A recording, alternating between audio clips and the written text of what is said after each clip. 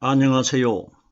저는 성경 속에 감추어져 있는 하나님의 비밀이 되신 예수 그리스도에 관한 신비의 말씀을 전하는 영마로입니다. 오늘은 구약 성경 욥기 32장 20절 한 구절 말씀 속에 기록되어 있는 내가 말을 바라여야 시원할 것이라 라는 제목의 말씀을 통하여 성령 하나님께서 우리에게 가르쳐 주시는 말씀의 깨달음의 은혜를 받고자 합니다. 그럼 욥기 32장 20절 본문 말씀을 열도록 하겠습니다. 내가 말을 바라여야 시원할 것이라 내 입을 열어 대답하리라. 욥기서 1장 1절에 보면은 하나님께서 욥이라는 사람을 소개하실 때에 이 사람은 정직한 사람이었고 순전한 사람이었고 악에서 떠난 사람이라고 기록이 되어 있습니다. 그러면은 이 세상에 예수님이 오시기 전까지는 순전한 사람도 한 사람도 없었고 악에서 떠난 사람도 한 사람도 없었고 정직한 사람도 한 사람이 없었습니다. 그러면은 성경에 등장하는 욥이라는 사람이 정말 구약시대 때에 존재를 했느냐 하지 아니하였느냐 이런 것과는 우리들과는 전혀 관계가 없습니다. 예수님께서 이 땅에 오셨을 때에 무덤 속에서 성령 기름 부음을 받고 거듭나셨을 때에 예루살렘에서 엠마오로 가는 두 제자를 만나셨을 때에 누가복음 24장 27절 말씀에 모세가 율법에 기록하였고 모든 선지자들의 글로 시작하여 모든 성경에 쓴 바 자기에 관하여 자세하게 설명하시더라 하는 것은 이 말씀을 하신 분이 누구냐? 무덤 속에 죽어 장사되어 있는 마리아의 아들 되신 율법의 예수님이 아니시고 무덤 속에서 성령의 기름 부음을 받고 거듭나신 그리스도라는 것입니다. 그러면은 성경 전체에 기록되어 있는 31,170절 이상이 기록되어 있는 구절 속에는 다름 아닌 무덤 속에서 기름 부음을 받고 거듭나신 성령 그리스도에 관하여 다 기록이 되어 있다는 것입니다. 왜? 예수님이 직접 부활하신 이후에 두 제자에게 말씀을 하셨기 때문에 보세요. 부활하신 예수님께서 두 제자에게 나타나셨다는 것은 정말 예수님이 무덤 속에서 영적인 신령한 하나님의 몸으로 거듭나셨을 때에 예루살렘에서 엠마오로 내려가는 두 제자가 실제적으로 그때에 존재를 하고 있었느냐 있지 아니하였느냐 이걸 하나님이 기록하신 것 아닙니다. 우리들은 이스라엘 역사 속에 정말 예수님이 부활하신 날 예루살렘에서 엠마오로 내려가는 두 제자에게 부활하신 하나님이 나타나셨다 이런 것은 생각하지 않아도 됩니다. 왜? 하나님께서 예루살렘에서 엠마오로 내려가는 두 제자를 왜 성경에 기록하시겠습니까? 개인적인 사건인데 성경이 가리키는 두 제자라는 것은 두 제자 중에 한 제자는 글로바라고 이름이 기록이 되어 있는데 다른 한 사람의 제자는 다른 제자라고만 기록되어 있지 다른 한 사람의 이름이 성경에 기록이 되어 있지 않습니다. 우리들이 성경을 읽으면서 이런 복잡한 원리에 관하여 생각해 보셨습니까? 그러면 그때 나타나신 분이 부활을 하신 분이라는 것입니다. 죽어있는 분이 아니고 그러면 이건 우리에게 뭘 보여주시고 있느냐? 무덤 속에서 성령의 기름 부음을 받고 거듭나신 성령이 예루살렘에 예수님이 나타나셨다는 것은 오순절날 이 땅에 임하신 성령이 어디에 오시느냐? 예루살렘에 오십니다. 그러면 두 제자 중에 한 제자는 이름이 글로바라고 기록이 되어 있고 다른 한 제자는 이름이 기록이 되어 있지 않다는 것은 성경이 가리키는 두 숫자는 한 사람의 제자는 구약시대 때부터 먼저 선택됐던 이스라엘 백성들은 하나님께 구약시대 때부터 선택이 됐기 때문에 이름이 기록되어 있습니다. 왜? 하나님의 백성으로 선택이 됐기 때문에 그들은 이름이 있습니다. 그런데 나머지 한 제자는 이름이 기록되어 있지 않다는 것은 나머지 한 제자는 우리 이방인들을 가리킵니다. 이방인들의 이름은 하나님 마음속에 언제부터 기록이 되느냐?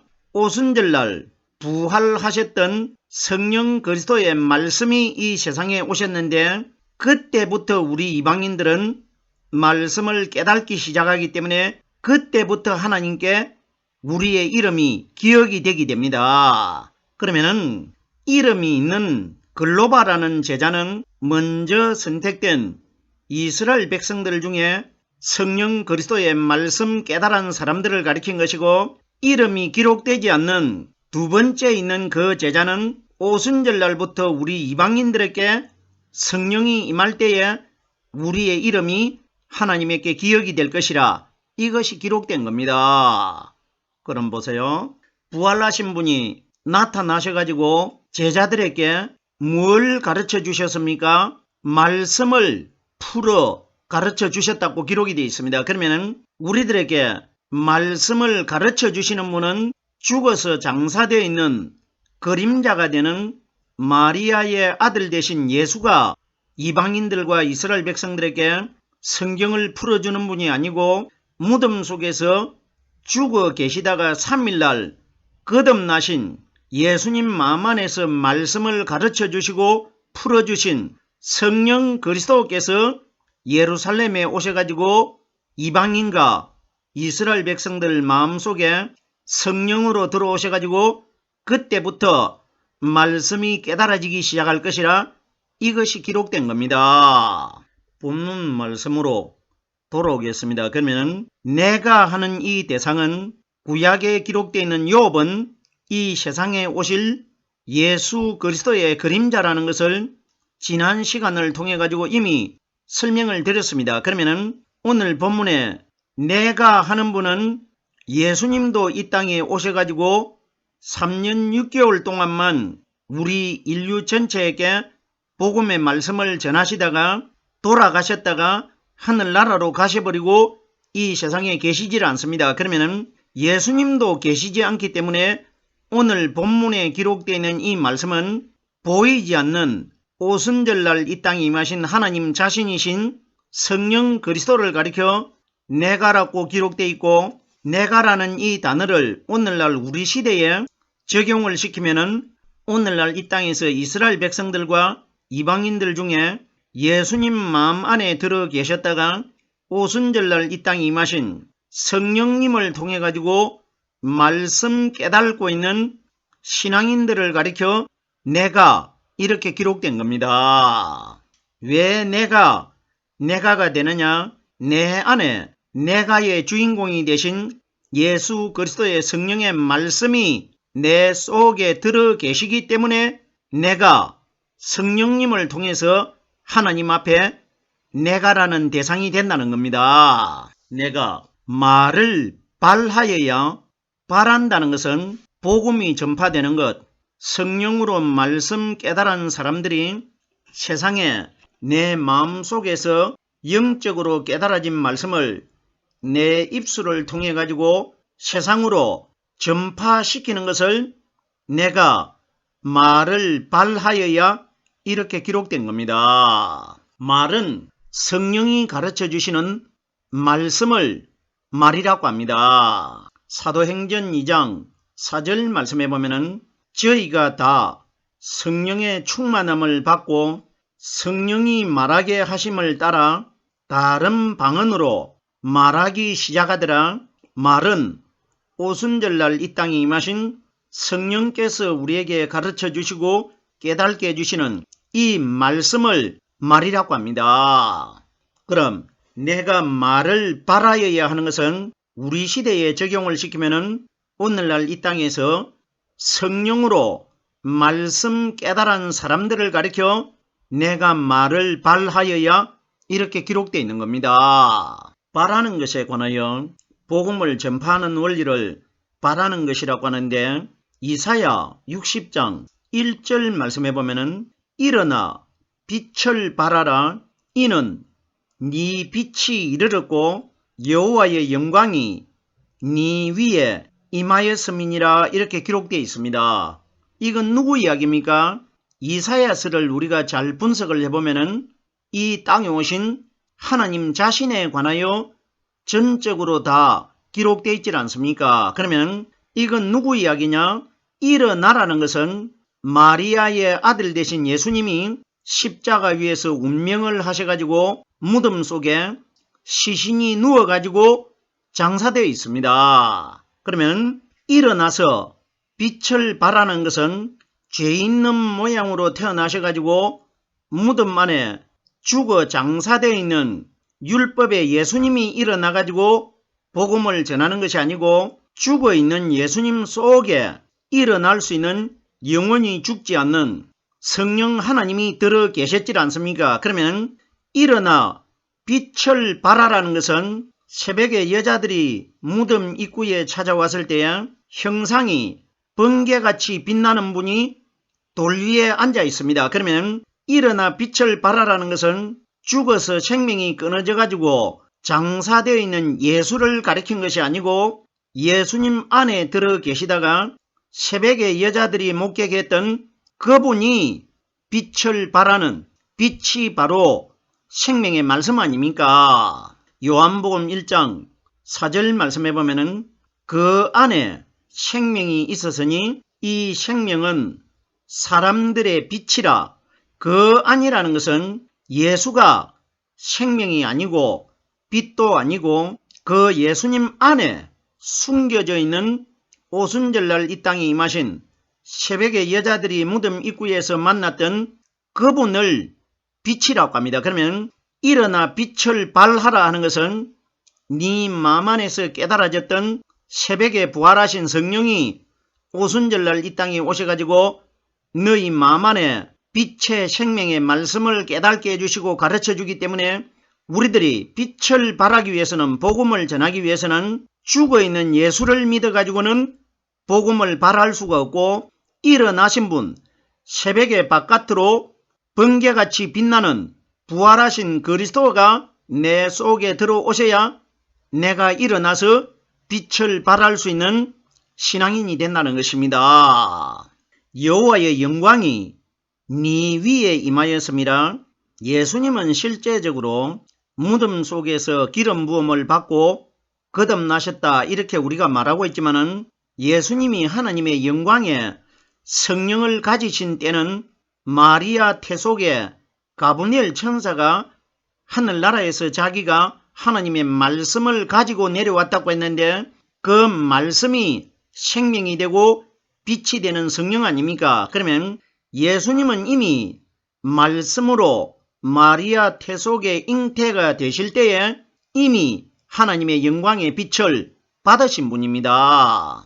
33살에 무덤 속에서 예수님이 영광의 광채가 나는 하나님의 신령한 몸으로 거듭나신 것은 이건 어디까지나 과정적인 사건이지 예수님은 마리아 태속의 잉태가 될 때부터 이미 빛 대신 생명의 그리스도의 말씀을 가지고 잉태가 되신 것입니다. 내가 말을 발하여야 시원할 것이라 이렇게 기록되어 있는데 발하는 것에 관하여 이사야 55장 12절 말씀해 보면은 산들과 작은 산들이 너희 앞에서 노래를 발하고 들의 모든 나무가 손바닥을 칠 것이며. 자 보세요. 우리들이 이 복잡하고 신비한 이런 구절의 내용을 깨달아야 내가 하나님의 뜻을 알 수가 있는데 말씀이 어떻게 기록되어 있습니까?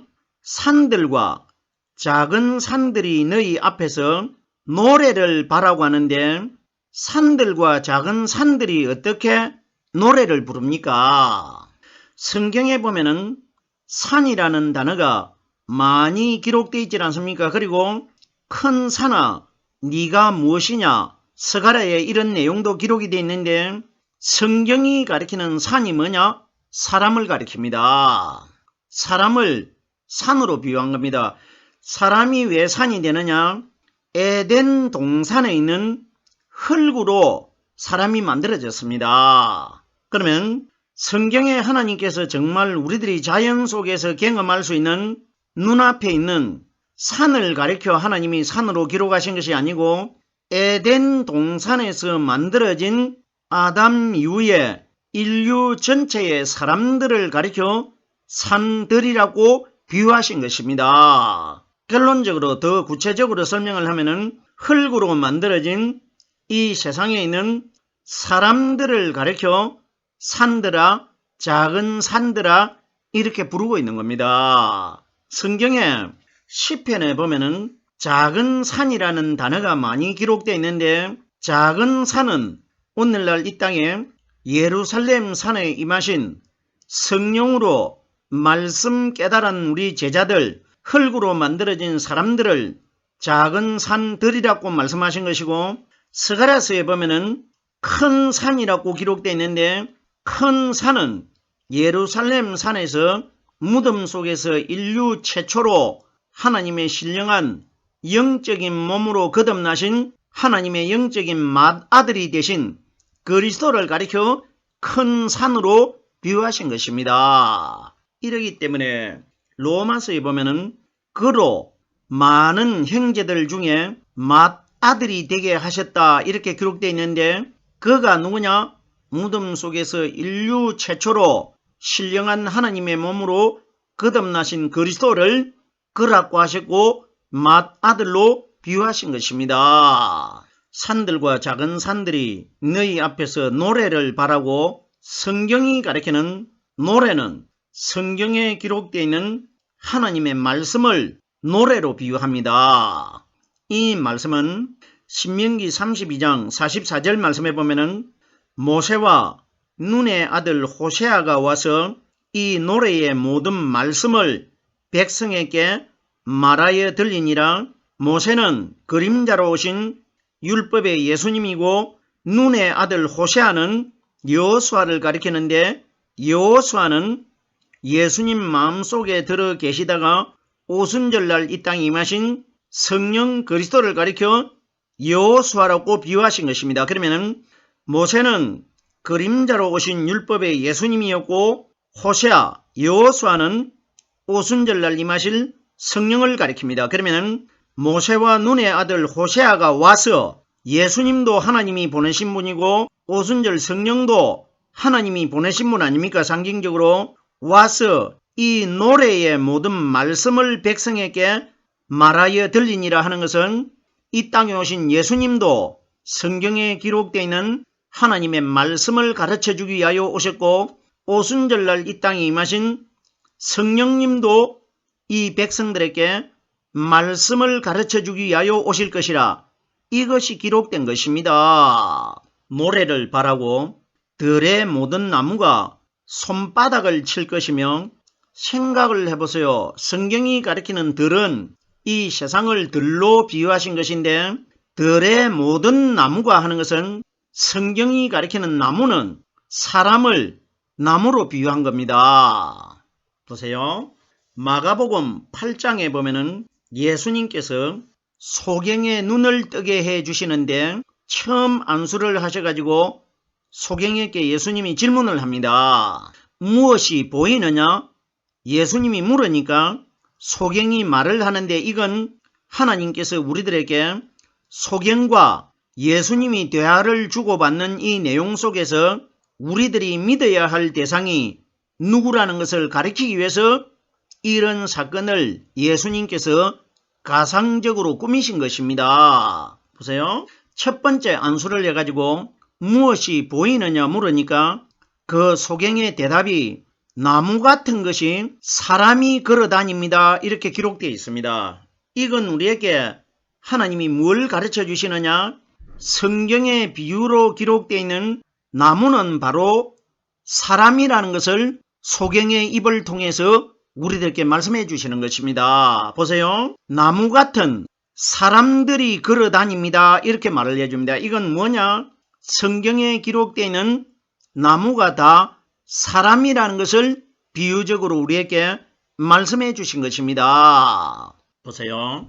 나무가 손바닥을 칠 것이며 성경이 가리키는 손은 사람의 마음을 손으로 비유하신 것입니다. 사람이 마음속에 있는 것을 표현할 때에 손으로 표현한다는 것은 성경이 가리키는 손은 사람의 마음을 상징하기 때문에 그러면 나무들이 기뻐가지고 손바닥으로 박수를 친다는 것은 생각을 해보세요. 들에 있는 나무가 어떻게 기뻐가지고 박수를 칩니까? 이건 나무는 사람을 가리키고 사람의 마음이 손입니다. 내 마음속에 오순절날 이 땅에 임하신 성령께서 말씀을 가르쳐 주실 때에 깨달아지는 말씀의 기쁨을 손바닥을 친다고 기록되어 있는 겁니다. 사람이 보십시오. 기쁠 때에 박수를 치질 않습니까? 결단코 우리들이 이사야 55장 12절에 기록되어 있는 산들과 작은 산들이 너희 앞에서 노래를 바라고 노래는 깨달아지는 말씀이 노래라고 이미 찬송이라고 설명을 드렸습니다. 들의 모든 나무가 손바닥을 칠 것이며 하는 것은 나무가 손바닥을 진짜로 치는 것이 아니고 흙으로 만들어진 사람의 마음속에서 말씀이 성령님을 통해 가지고 연속적으로 끊임없이 깨달아질 때에 기쁨을 손바닥을 치는 것이라고 기록되어 있는 것입니다. 그러면 본문에 내가 말을 바라여야 하는 것은 내 마음 안에 깨달아지는 말씀이 내 입술을 통해 가지고 세상으로 복음으로 전파되는 원리를 내가 말을 발하여야 이렇게 기록된 겁니다. 시원할 것이라는 것은 성령으로 말씀 깨달은 사람들은 자기 속에서 매일 자기 의도와는 관계가 없이 말씀이 연속적으로 깨달아지기 때문에 솟아오르는 샘물처럼 계속해서 내 의도와는 관계가 없이 끊임없이 말씀이 깨달아지기 때문에 깨달아지는 이 말씀을 입술을 통해 가지고 다른 사람들에게 전하지 않고는 견디질 못합니다. 계속해서 솟아오르기 때문에 이걸 내가 말을 바라여야 시원할 것이라. 그럼 내 마음속에서 계속 채워지는 이 말씀을 해결할 수 있는 방법은 내가 세상으로 내가 깨달은 말씀을 전해야 내 마음이 시원하다는 것입니다. 이러기 때문에 성령으로 말씀 깨달은 사람들은 말씀을 깨달지 못하는 사람들을 만나면은 계속해서 말씀을 전하게 된단 말입니다. 이걸 내가 말을 바라여야 시원할 것이라 이렇게 기록되어 있습니다. 계속해서 다음 단어입니다. 내 입을 열어 대답하리라. 제가 조금 전에 충분히 설명을 드렸지 않습니까?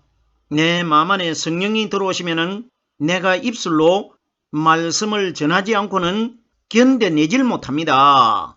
기쁨이 내 마음속에서 벅차오르기 때문에 방법은 내 입술을 통해 가지고 내가 깨달은 말씀을 세상으로 복음을 발하여 전파하는 방법밖에 없습니다. 이건 성령을 경험해보지 못한 사람은 결단코 이 맛을 모릅니다. 제가 성령을 경험하지 못한 사람이라고 하니까 성령이 어떻게 임해가지고 성령을 경험할 수 있느냐? 성령과 말씀은 일체이고 동의합니다. 내 마음속에서 지금까지 알지 못하였던 완전히 다른 방향으로 말씀이 영적으로 깨달아지는 이 원리가 내 마음 안에 성령이 들어오신 것입니다. 그러면 내 속에 성령이 들어오시면 성령은 바로 말씀 그 자체시기 때문에 말씀만 내 생활 속에서 매일 솟아오르는 샘물처럼 깨달아지게 되는 것입니다. 그러면은 계속 말씀이 솟아오르면은 내 입술을 통해 가지고 전하지 않고는 해결받을 길이 없습니다. 이걸 내 입을 열어 대답하리라 이렇게 기록되어 있는 것입니다. 오늘 제가 욥기 32장 20절 한 구절의 말씀을 깨달아 보았습니다.